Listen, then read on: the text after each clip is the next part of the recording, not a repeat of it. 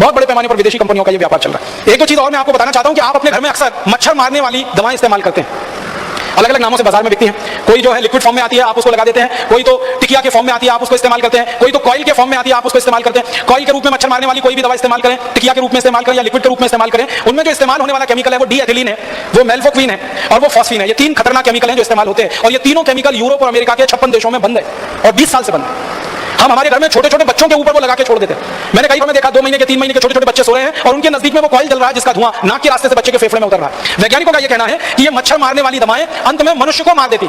कई बार क्या होता है, मच्छर तो इनसे मरते नहीं है, मनुष्य मर जाते हैं जिनके लिए ये दवाएं इस्तेमाल हो रही हैं। और ज्यादातर इन दवाओं का व्यापार, डीएथिलीन का व्यापार, फॉस्फीन का व्यापार हिंदुस्तान में विदेशी कंपनियों के कंट्रोल में है और वो अंधाधुंध केमिकल इंपोर्ट करके लाके बेच रहे हैं और भारत की कुछ स्वदेशी कंपनियां भी बनाकर उनको बेच रही हैं। तो आप जरा सोचिए, आपकी सुरक्षा के लिए, आत्मरक्षा के लिए आप कम से कम ये चीजें इस्तेमाल करना बंद करिए। फिर आप बोलेंगे मच्छर तो है, उनका तो क्या उपाय है? सबसे अच्छा उपाय है मच्छरदानी लगा के सोइए।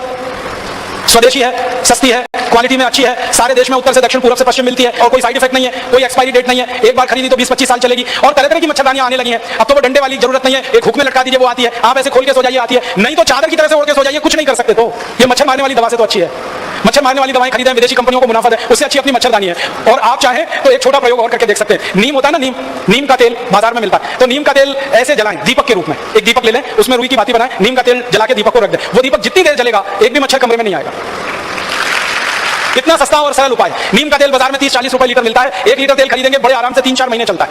और दूसरा एक तरीका है, गाय के गोबर से बनी हुई अगरबत्ती और गाय के गोबर से बनी हुई धूपबत्तियां भी बाजार में अब आ गई हैं। कई गौशालाएं उनको बनाती हैं, उनको जलाकर आप सो जाइए, वो भी मच्छर को भगाती हैं और क्वालिटी में मच्छर अगरबत्ती से अच्छी। अगर गाय के गोबर की अगरबत्ती, धूपबत्ती जलाएंगे तो पैसा किसी गौशाला को मिलेगा और उससे गाय की रक्षा होगी और गाय की रक्षा के बाद अंततः देश की ही रक्षा होने वाली है। और अगर आप मच्छर अगरबत्ती खरीदेंगे तो पैसा किसी विदेशी कंपनी के पास जाएगा और उस पैसे से आपका भी नुकसान, देश का भी नुकसान हो जाएगा। सारे देशभक्त हमारे वीडियो को लाइक, शेयर और हमारे चैनल को सब्सक्राइब करें। जय हिंद।